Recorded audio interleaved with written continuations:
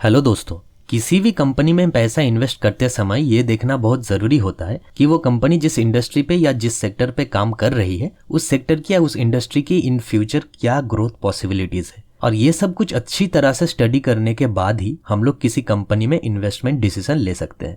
आज की इस वीडियो में हम लोग इथेनॉल सेक्टर की एक कंपनी को अच्छे से स्टडी करेंगे, लेकिन उससे पहले इथेनॉल सेक्टर की फ्यूचर ग्रोथ कैसी रहेगी उससे एक बार अच्छे से देख लेना बहुत ज़रूरी है। यहाँ पर तो सीन यहाँ से शुरू होता है कि गवर्नमेंट ने एक प्रोग्राम शुरू किया है ethanol blended petrol EBP program के नाम से, जो कि नेशनल बायोफ्यूल पॉलिसी के अंडर में पड़ता है। और इस प्रोग्राम में ये बताया गया है कि अब से प्योर पेट्रोल की जगह पेट्रोल के साथ इथेनॉल मिक्स करना होगा और उसे हम लोग एज अ फ्यूल पेट्रोल में या फिर कार में जैसे हम यूज करेंगे। एक रिपोर्ट के हिसाब से पिछले साल 2022 के जून महीने तक हम लोग ऑलरेडी ऑन एवरेज 10% इथेनॉल को पेट्रोल के साथ ब्लेंडिंग कर ली है। मतलब 1 लीटर पेट्रोल में 900 ml ही प्योर पेट्रोल रहेगा और बाकी के 10% मतलब 100 ml जो है वो इथेनॉल होगी। और ऐसा टारगेट है कि 2025 तक ये रेशियो हम लोग 20% इथेनॉल ब्लेंड में कन्वर्ट कर लेंगे। तो अब सवाल ये है कि अचानक से ये पेट्रोल में इथेनॉल मिक्सिंग करने की क्या जरूरत पड़ गई। तो उसके 3 फायदे हैं। पहले फायदे नंबर 1 को डिस्कस कर लेते हैं। तो देखिए, पेट्रोल बनता है क्रूड ऑयल से और क्रूड ऑयल को इंटरनेशनल मार्केट से हम लोगों को डॉलर खर्च करके खरीदना पड़ता है। तो ऐसे सिचुएशन में अगर हम लोग पेट्रोल की जगह 80% पेट्रोल और 20% इथेनॉल इस मिक्सचर को एज अ फ्यूल यूज करेंगे तो हमारा 1 साल का जो टोटल क्रूड ऑयल इंपोर्ट है उसका 20% कम हो जाएगा। और क्रूड ऑयल का इंपोर्ट कम होगा तो 20% डॉलर हमारा कम खर्च होंगे और इससे हमारा फॉरेक्स रिजर्व बढ़ेगा।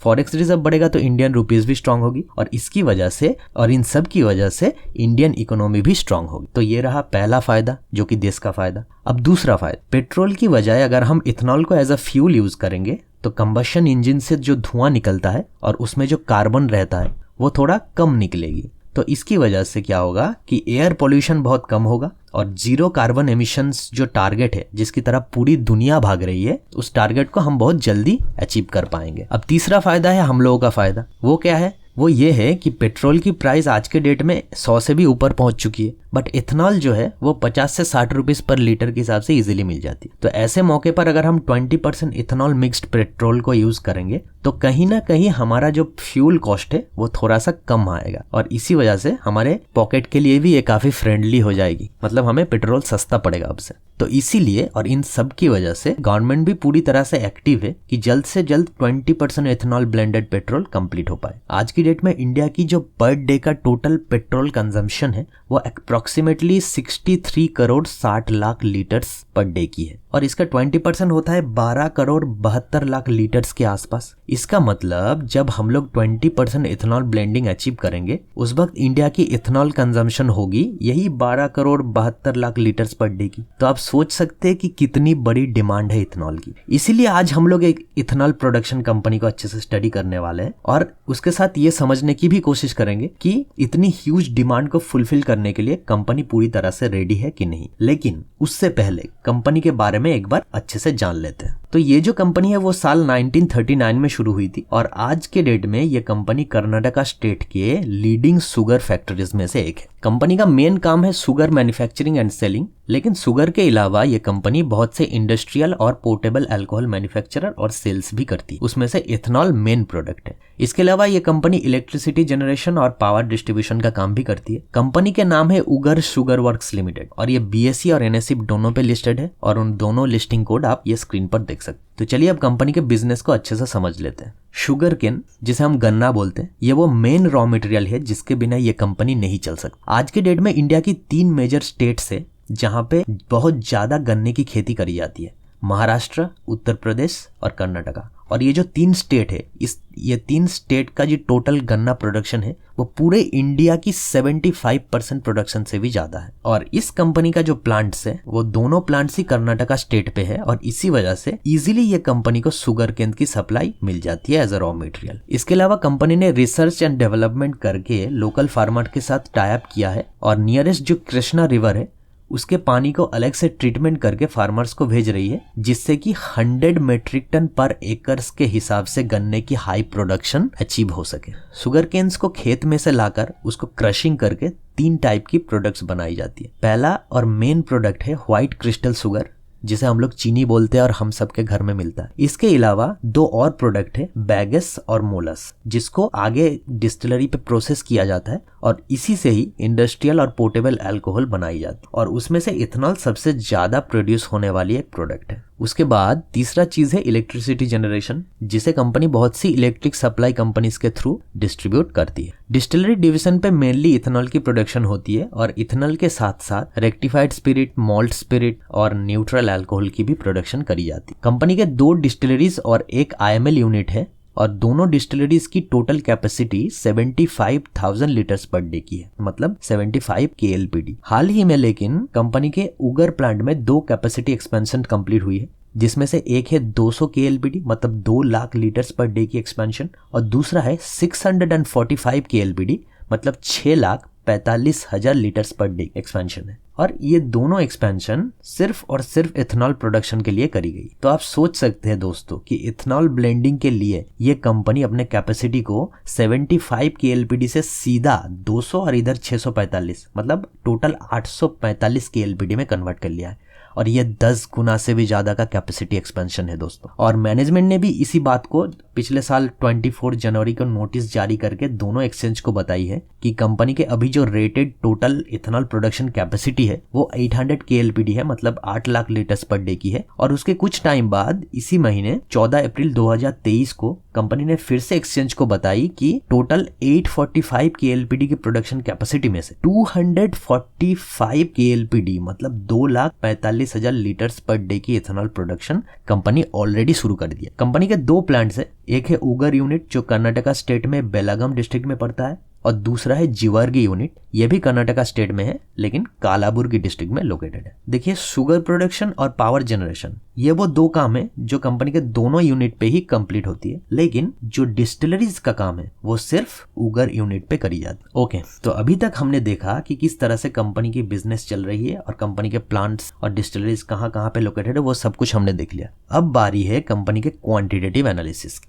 तो क्वांटिटेटिव एनालिसिस में सबसे पहले देखना पड़ता है प्रॉफिट एंड लॉस को। तो ये रही आपके सामने कंपनी के P&L स्टेटमेंट। यहाँ पे देखिए 2017 में सेल्स थी 585 करोड़ रुपीस की, जो लगातार बढ़ते हुए 2023 तक 1794 करोड़ रुपीस हो गई है, जो कि 3 गुना से भी ऊपर है। ऑपरेटिंग प्रॉफिट मार्जिन भी पिछले 5 साल से ऑन एवरेज 8-9% मेंटेन हो रही है। 2018 में ऑपरेटिंग प्रॉफिट की जगह 3% लॉस हुई थी क्योंकि मटेरियल कॉस्ट बहुत ज्यादा बढ़ गई थी और ऐसा सिर्फ एक ही बार हुआ है तो इसे नेग्लेक्ट किया जा सकता है। इंटरेस्ट पेमेंट पिछले 5 साल से बढ़ रही है क्योंकि इतनी बड़ी जो कैपेसिटी एक्सपेंशन कंपनी ने करी है उसके लिए कंपनी के ऊपर कर्जा बहुत सारा आ गया है, तो ये बिल्कुल नॉर्मल बात है। और अगर नेट प्रॉफिट की बात करें तो 2017 में ये 26 करोड़ रुपीस थी, 2023 तक ये 4 गुना बढ़ के 103 करोड़ रुपीस तक चली गई है। और 2018 में नेट प्रॉफिट नेगेटिव थी और इसका रीजन मैंने ऑलरेडी बता दिया है कि मटेरियल कॉस्ट ज्यादा हो गई थी, इसी रीजन से। इसी तरह अगर क्वार्टरली रिजल्ट की भी बात करें तो पिछले 3 साल से सेल्स 3 गुना तक हो चुकी है और नेट प्रॉफिट भी 40 करोड़ से बढ़ के 65 करोड़ रुपीस तक चली गई है। तो क्वार्टरली और ईयरली दोनों पे कंपनी अच्छे से ग्रोथ कर रही है और पिछले 4-5 सालों से ये ग्रोथ मेंटेन हो रही है। अब चलिए कंपनी के दूसरे पैरामीटर्स को भी चेक कर लेते हैं। तो अभी कंपनी का जो मार्केट कैप है वो सिर्फ 1254 करोड़ है, मतलब ये एक स्मॉल कैप कंपनी है और हमारे इन्वेस्टमेंट क्राइटेरिया से मैच करती है। स्टॉक पी है 12.2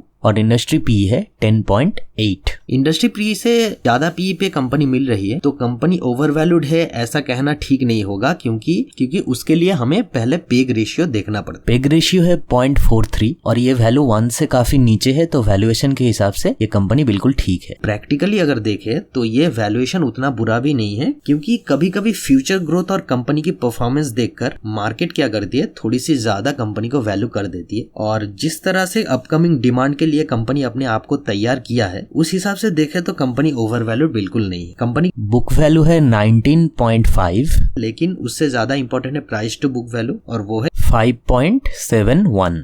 बट इंडस्ट्री का जो प्राइस टू बुक वैल्यू है, जिसे हम इंडस्ट्री पीवी भी बोलते हैं, वो सिर्फ 1.22 है। तो इस पैरामीटर के हिसाब से भी कंपनी की वैल्यूएशन थोड़ा ज्यादा लग रही है। कंपनी की ROCE है 28.4 और ROE है 60.6, which is a massive number. Face value 1 रुपए है, मतलब आगे कोई भी शेयर स्प्लिट कंपनी कंपनी नहीं कर सकती। कंपनी के ऊपर 347 करोड़ रुपीस इसकी डेब्ट है और डेब्ट टू इक्विटी रेशियो है 1.58। और ये डेब्ट बड़ी है कैपेसिटी एक्सपेंशन की वजह से, जैसा कि हम लोगों ने डिस्कस करी है। और इसी डेब्ट की वजह से ही हमने देखा कि पीएनएल स्टेटमेंट पे भी इंटरेस्ट पेमेंट बढ़ गई है। प्रोमोटर होल्डिंग की बात करें तो 44.8% है और कोई भी शेयर प्लेज नहीं है यहाँ पे। और कंपनी का inventory turnover ratio current year के हिसाब से 2.47, पिछले 3 साल का इन्वेंटरी टर्नओवर रेशियो 1.22 और पिछले 5 साल का रेशियो है 0.90। इसका मतलब पिछले 5 सालों में कंपनी को अपनी प्रोडक्ट्स को सेल करने में कुछ भी प्रॉब्लम नहीं आ रही। क्विक रेशियो है 0.50 और ये रेशियो 1 से काफी नीचे है। इसका मतलब कोई भी अगर शॉर्ट टर्म लोन या शॉर्ट टर्म लायबिलिटी को कंपनी को अगर इमरजेंसी में क्लियर करना पड़े, कंपनी के पास सफिशिएंट कैश नहीं है। ये थोड़ी सी दिक्कत वाली बात है यहाँ पे। करंट रेशियो है 1.17 और 1 से ऊपर है तो उतना टेंशन नहीं है। और ये करंट रेशियो मैं आपको बता दूं कि इन्वेंटरी को मिला के करंट रेशियो बनता है। मतलब कंपनी का जो माल रेडी होकर वेयरहाउस में पड़ा हुआ है उसका वैल्यूएशन, उसको बेचने के बाद जो पैसा कंपनी के पास आएगा उसको कैलकुलेशन करके जो रेशियो बनता है वो करंट रेशियो है। ओके, तो market cap to sales ratio है 0.70। मतलब आज के डेट में कंपनी की जो टोटल सेल्स है वो कंपनी के मार्केट वैल्यू से भी ज्यादा है।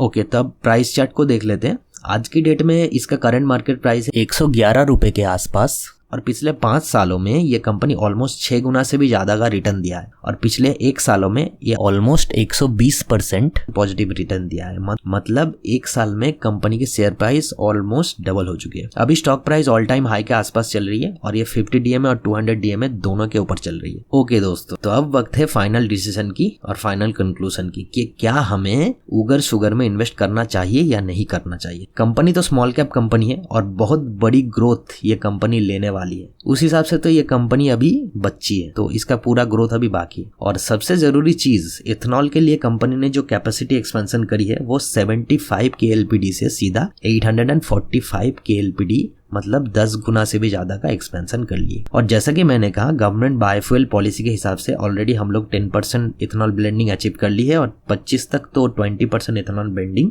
अचीव कर लेंगे। तो ये जो एक्स्ट्रा 10% ब्लेंडिंग होगा ना, तो उसकी वजह से इथेनॉल की डिमांड बहुत हाई रहे अगले आने वाले कुछ सालों में। और ऑलरेडी एक कंपनी क्या कर रही है, बहुत सी ऑयल कंपनी के साथ मिलके इथेनॉल ब्लेंडिंग चालू कर दिया है। इसका मतलब कंपनी का बिजनेस पूरी तरह से सेट है और ये बिल्कुल सही डायरेक्शन में चल रही है और ये बहुत बड़ी वजह है इस कंपनी में पैसा इन्वेस्ट करने के लिए। लेकिन इस इंडस्ट्री पर थोड़ा सा रिस्क, और वो रिस्क क्या है, वो है इलेक्ट्रिक व्हीकल। कि आपने देखा होगा कि बैटरी से चलने वाली जो व्हीकल्स आजकल मार्केट में आ रही है, ओला आ रही है, सिंपल वन आ रही है, बहुत सारी कंपनी, एथर है, बहुत सारी कंपनी जो है वो इलेक्ट्रिक व्हीकल लॉन्च कर चुका है और वो धड़ाधड़ मार्केट में बिक रही है। तो उसका इफेक्ट तो कंबशन इंजन के ऊपर पड़ेगा। लेकिन मेरा ये पर्सनल मानना है कि इतनी जल्दी पूरी तरह से कंबशन इंजन को छोड़ के ईवी की तरफ नहीं जाएगी। और ये जो कंबशन इंजन वाला जो मार्केट है, ये जो पेट्रोल डीजल, ये जो इंजन का जो व्हीकल्स है, इनका मार्केट ऑलमोस्ट 7-8 साल तो रहेगा। तो यही 7-8 सालों के लिए इथेनॉल सेक्टर की मुझे खास इतना कोई खतरा नहीं लगता। और इसके साथ साथ प्राइस चार्ट में भी हमने देखा कि ये कंपनी का प्राइस जो है, शेयर प्राइस अभी ऑल टाइम हाई के आसपास चल रही है। तो ऐसे सिचुएशन में मुझे पर्सनली ये लगता है कि हमें थोड़ा सा वेट कर लेना चाहिए ताकि शेयर प्राइस हमें थोड़ा सस्ते में मिल जाए। और अगर अभी इन्वेस्ट करना हो